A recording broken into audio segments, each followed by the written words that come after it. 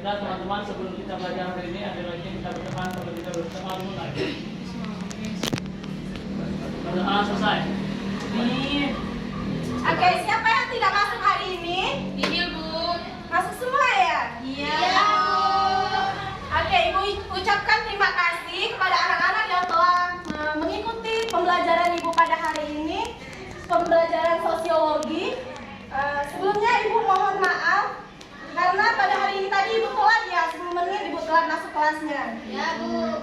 Iya, tadi sebenarnya Ibu sudah bersiap-siap untuk masuk ke kelas saya untuk berangkat pagi. Tapi sayangnya tadi pagi Ibu ditelepon sama Pak RT yang ada di kosan Ibu di Majapahit.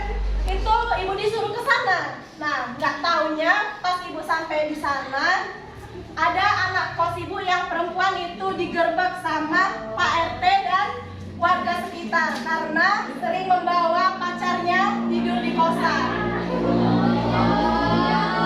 Nah, itulah tadi kenapa alasan Ibu bisa telat pada hari ini. Jadi Ibu mohon maaf sekali lagi.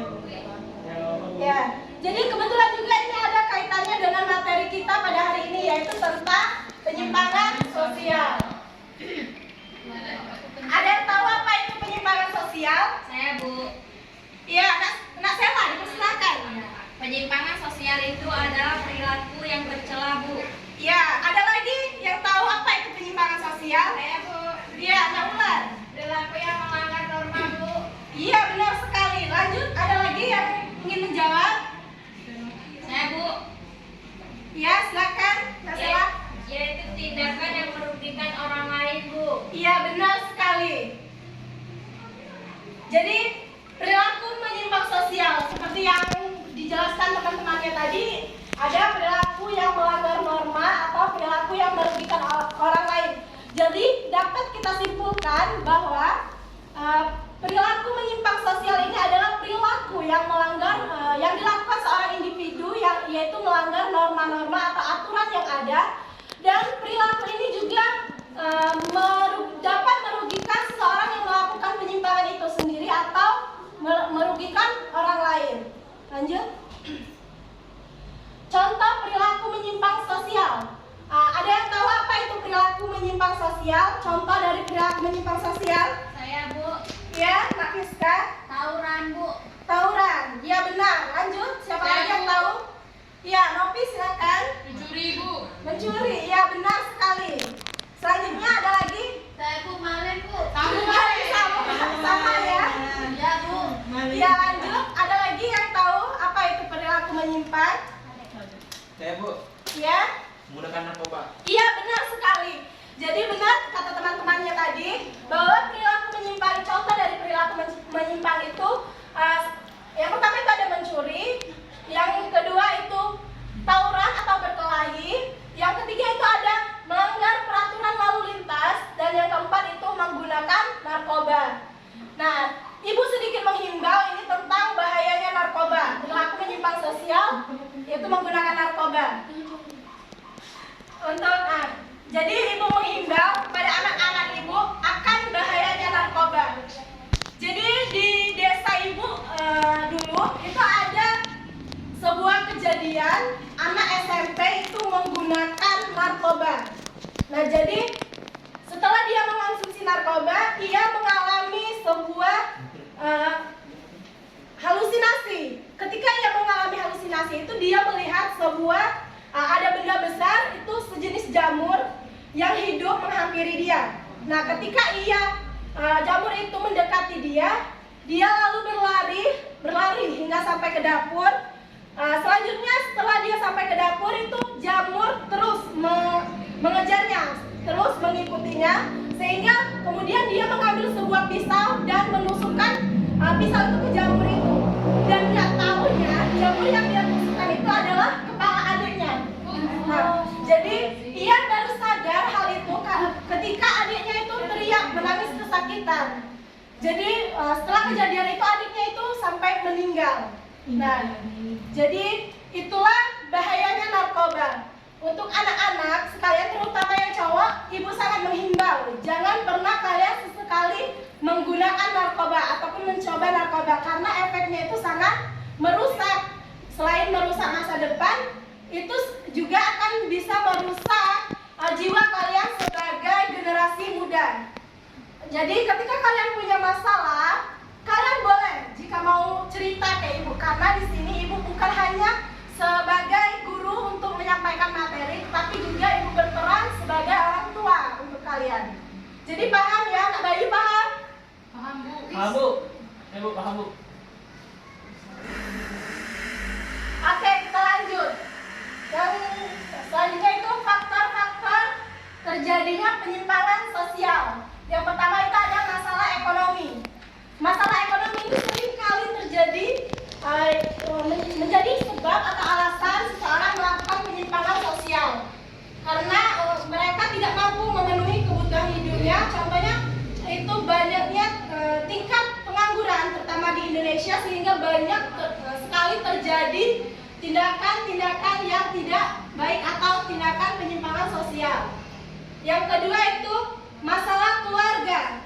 Nah, masalah keluarga ini sering kali terjadi menjadi latar belakang seseorang melakukan penyimpangan sosial. Contohnya itu seperti orang yang anak yang mengalami broken home.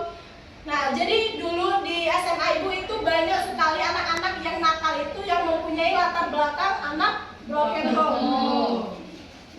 Yang ketiga itu pengaruh lingkungan. Pengaruh lingkungan ini salah satunya itu adalah lingkungan pertemanan. Jadi untuk kalian anak-anak Ibu itu sangat Ibu himbau bahwa kalian harus bisa pintar dalam mencari teman. Carilah teman yang bisa membawa kalian ke hal-hal yang positif. Bukan berarti kalian tidak harus membatasi pertemanan, tetapi kalian harus pintar menilai teman yang bisa membawa kalian ke hal yang positif. Ketika kalian menyadari teman kalian itu membawa dampak negatif untuk kalian, maka kalian harus menjaga batasan untuk hal itu. Jadi selanjutnya itu pengaruh negatif sosial media.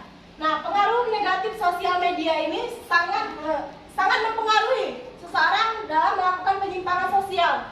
Terutama kita ketahui bahwa sekarang itu kita sangat hidup di era teknologi. Contohnya itu seperti banyaknya film-film yang beredar, film-film yang tidak baik. Itu jika itu ditonton oleh kalian para remaja ini, kalian para siswa itu akan bisa mampu membawa kalian ke jalur yang negatif ketika kalian tidak bisa menyaring hal-hal yang negatif itu, tidak bisa membatasi diri. Contohnya film porno. Ketika kalian menonton film-film yang seperti itu akan membuat kalian ingin merasakan penasaran dan ingin melakukan hal seperti itu. Maka Ibu sarankan hindari untuk menonton film-film yang tidak bagus, tidak baik ya. Selanjutnya itu ada pemberian julukan. Ini biasa terjadi di sekolah. Contohnya julukan seperti apa? Ada yang tahu?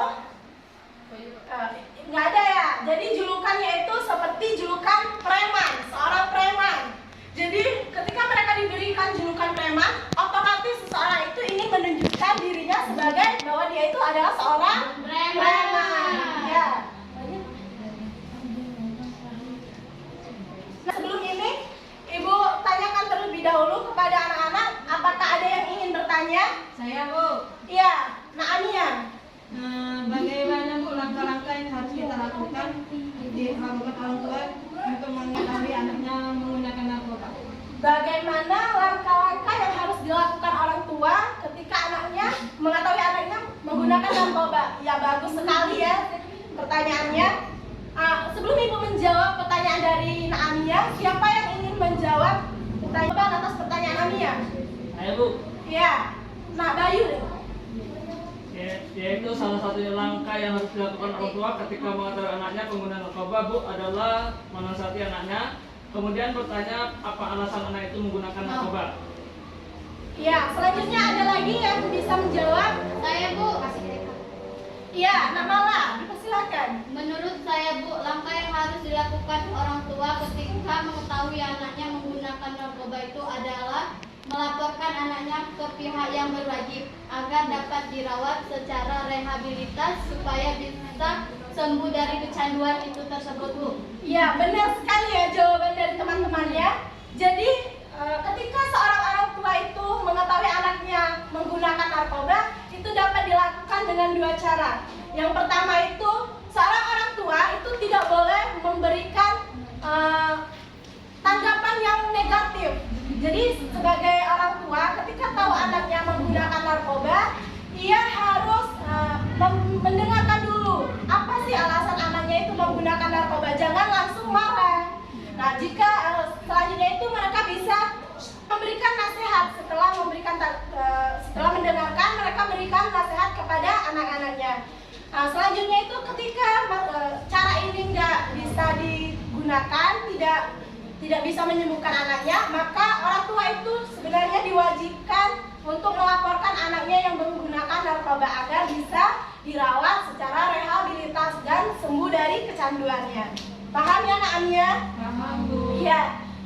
Jadi tadi Nak Olis dengan Nak Mala itu dapat nilai tambahan ya dari Ibu. Iya.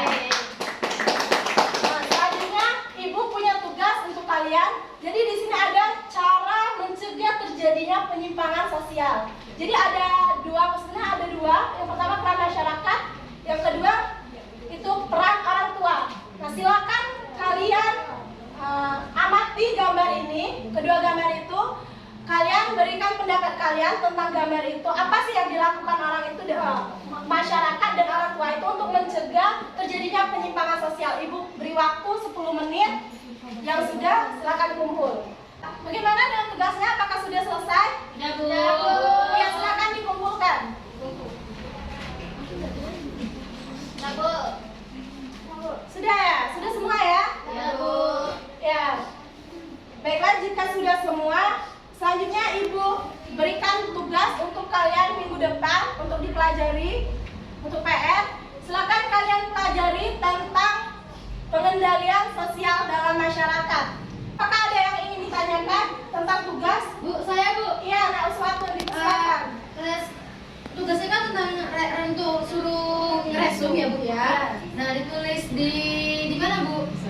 Iya, itu ditulis di buku catatan kalian saja ya. Jadi kalian bisa langsung sambil baca. Iya, Bu. Iya, Bu. Ya, apakah ada lagi yang ingin ditanyakan? Tidak ada. Oke, jika tidak ada, Ibu tutup pertemuan kita pada hari ini. Ibu ucapkan terima kasih kepada anak-anak yang sudah berpartisipasi dengan sangat baik dalam pembelajaran Ibu. Dan semoga ilmu yang kita dapatkan hari ini dapat kalian implementasikan dalam kehidupan kalian sehari-hari dengan baik. Ya, jadi Ibu tutup pertemuan kita dengan mengucapkan wassalamualaikum warahmatullahi wabarakatuh. Waalaikumsalam.